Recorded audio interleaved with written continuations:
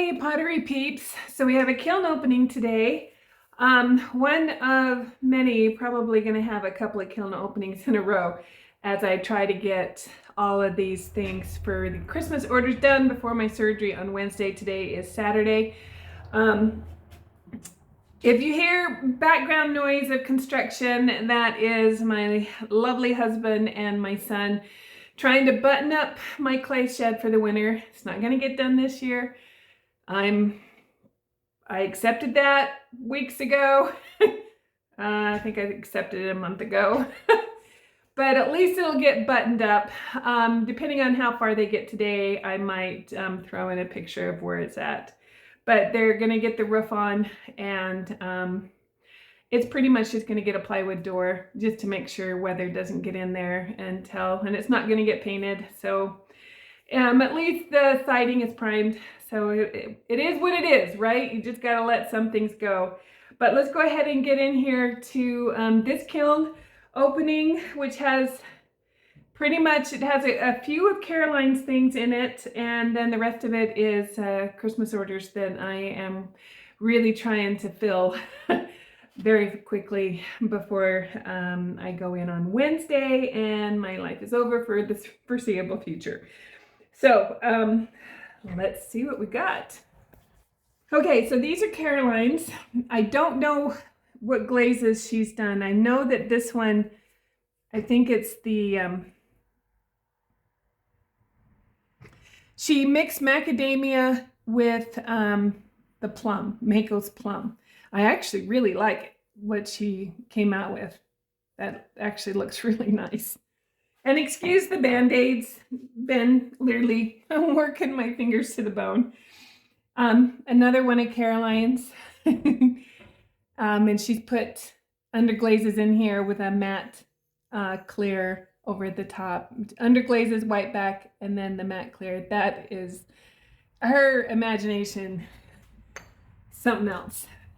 And then these are dishes of hers that she put leaves in, puts underglaze in, wipes back.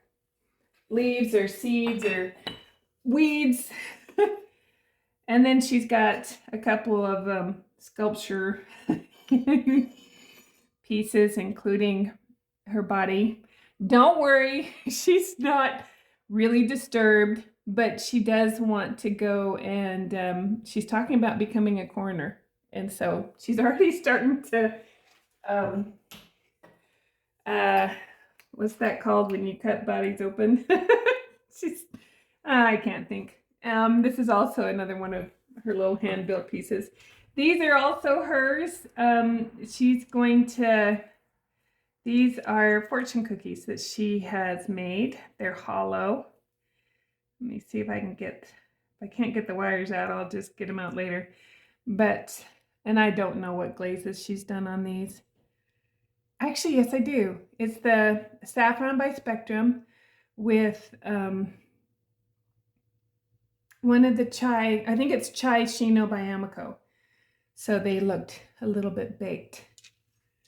I think she's going to be really happy with that combo. But these are all those, so I'll worry about getting the wires out of them later. I got to get to glazing so I can get this filled right back up and fired again. Or I'm not going to make it.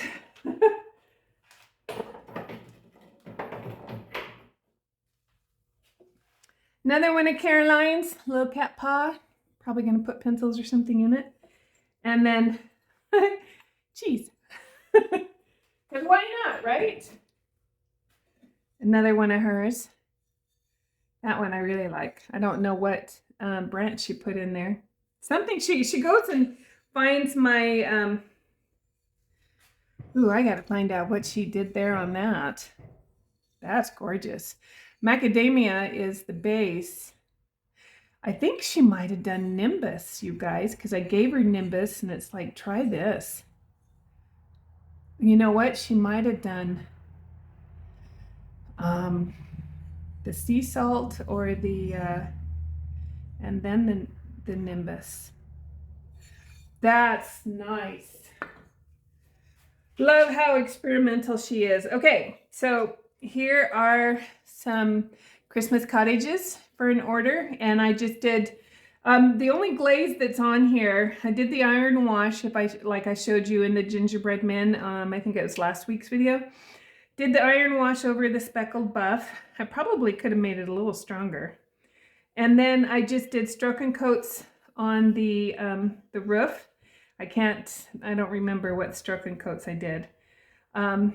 Ruby slippers here. And I think I did the Lucky Irish on the wreath. Kind of came out super dark. Maybe it's the lighting in here. I get it out of the garage and I get a better picture. Did these the same way. So yeah, these are all for an order. Oh, I like the way those windows turned out. Super cool. These are fun. I have trees that go with them. This one, the snow didn't quite come out like I liked it, so it might go in for a refire.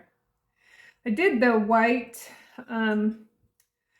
slip that I make up, but that came out cream. So that's probably going to go in for a refire. Same with this one. Okay. Don't you hate going in for refires when you're under the gun? Okay, this is another one of Caroline's sculptures, and she did the desert dusk with the muddy waters on this. That's actually really interesting. Very interesting. And that was just done with the pinch pot. Okay, this is for Christmas order too, and I am going to have a video on how I do these.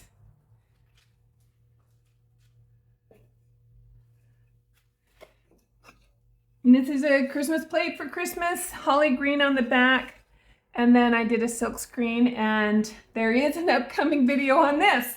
So I've been trying to film so that I have some videos to release for you while I'm down.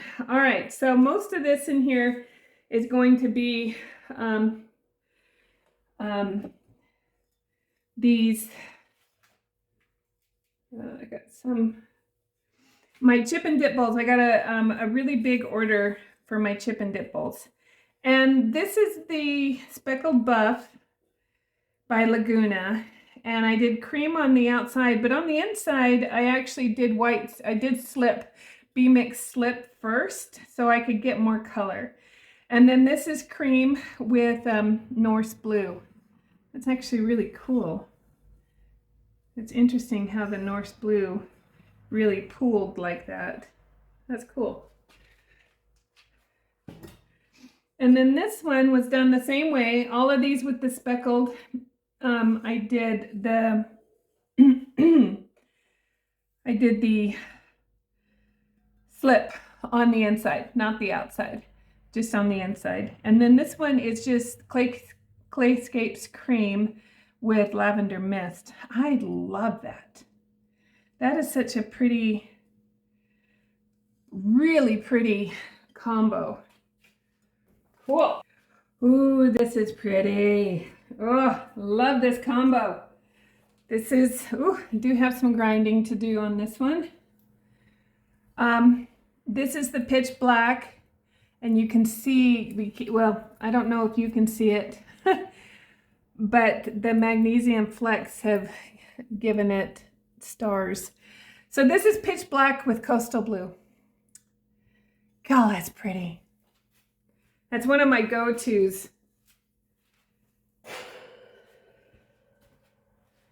And then this is pitch black with cream. Another really great, and cream is just done here. I actually just brush it on. It's so pretty, and then you get that magnesium flecks in there to give you some stars. And I did slip on the inside and no slip on the outside. Can't tell the difference with the black. Might be a little smoother just because of the grogginess of the clay, but it looks really good. Another Christmas plate that is going to be in a class, a tutorial coming up. And then these are, I've got snowflakes in here from the tutorial I did on silk screening with the snowflakes. Oh, that's pretty. The royal blue underglaze that I put in with the silk screen, and just clear on top. And these are on porcelain. They're really thin. If I had, I don't think I'm going to have time, but maybe there'll be time before Christmas. I kind of want to luster these. We'll see. Okay, dang it, I see some pinholes. I don't normally get pinholes with, oh, those aren't pinholes. There must have been something in the, this is porcelain. I did these on porcelain, and this is the root beer by Coyote, which is one of my favorites. And then I did coastal blue on this side. I basically just dipped it like this and then dipped it like this. So, God, I like that root beer, but it's showing a little bit too much of how I make the bowl because it's a celadon, it shows everything. So I should have rethought that. So I might refire this too. Ah, I don't have time for refires.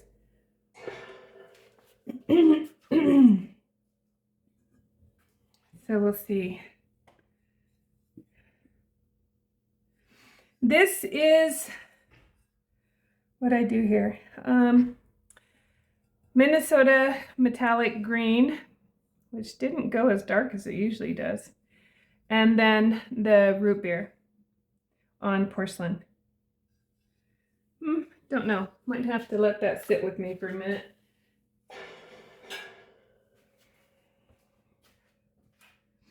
Oh, this is, I'm so glad I put that up on a cookie. So this is one of the customers that came over for the studio sale. He threw a mug and we put a handle on it for him, and I reached out to see what colors he wanted, and he wanted purple and blue. Well, my purple, this is the royal purple from Clayscapes, and Pacific green or Pacific blue on top. And boy, aren't they pretty together. But the purple went a little bit more blue, and of course it ran like crazy. So that's going to require some work, but I kind of had an idea that we might get some running, but I think I've got 6 more chip and dip bowls to fire, and I got one off. And I'm thinking it might need this kind of a combo. All right, one of my favorite people, Kelly in Texas, saw one of the mugs I did a couple of kiln openings ago. And she wanted a shorter mug. She wanted it like 4 by 3.5 in this combo. And so it's shadow blue and coastal blue on the top with, I just used, when I threw it on the wheel, I just used the serrated rib all the way around to add that. That came out really nice. She's going to really like that. So, and then this is a plate that Caroline made, and she did just the pearl white in it. Actually, she had to have done something else. I'm not sure, but I do know she put pearl white over it.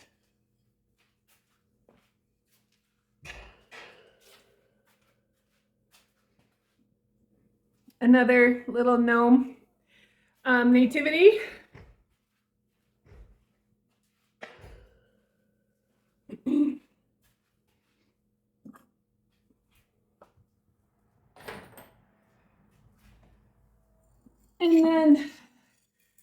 the last of the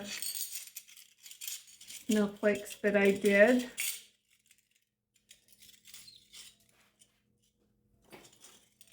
And those wires came in a jewelry tree, those rods.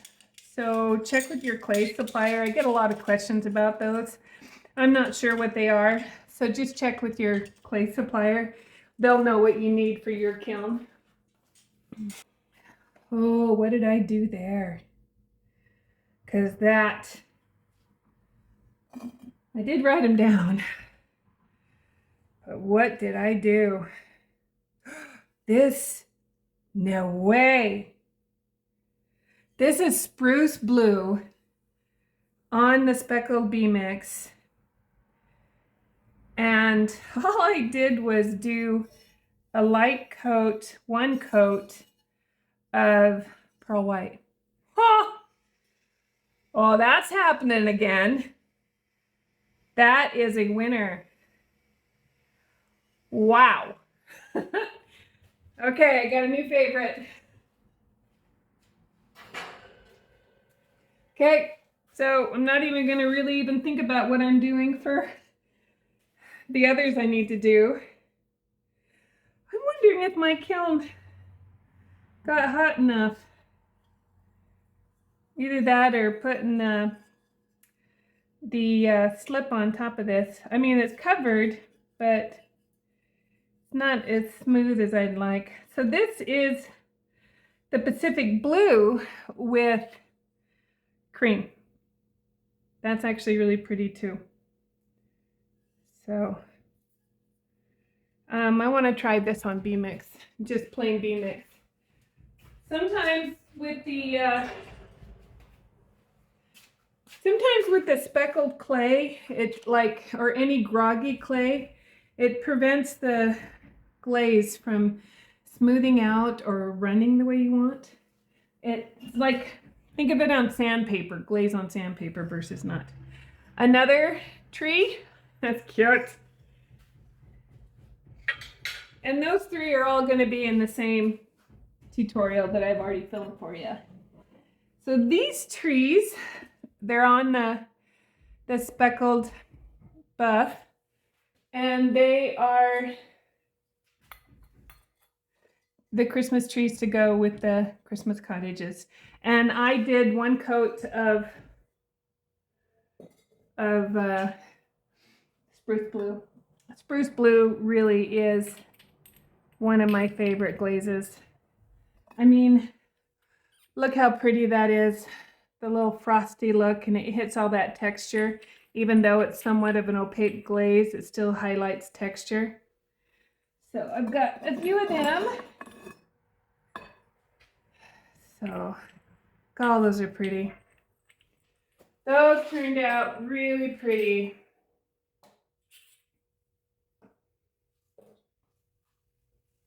And then the rest of this stuff is Caroline's. And this actually turned out. I didn't know if it would. She did rose quartz, and then there was a bunch of glaze flakes, you know, leftover dried bits of glaze, and she piled them in. I even told her, I said, I think there are too many. I don't know if they'll flatten out, but they did. Wow. Need to take some lessons from Caroline because she had really good results. Okay, cute little gnome that goes with one of the orders I've got. Needed a little gnome for a fairy house. So this is Caroline's, and this is that saffron chino. God, that's pretty. I mean, I don't know if you can tell, but it's got a lot of interest. It's not just a flat yellow orange. It's got a lot of interest, like it's been in a reduction fire. Like that. I'm not a favorite. That's not one of my favorite colors, but I really like that. And then this is another one of hers. It's pearl white over something. Can't tell you. She's a quick glazer too, so I'm not sure what she's done.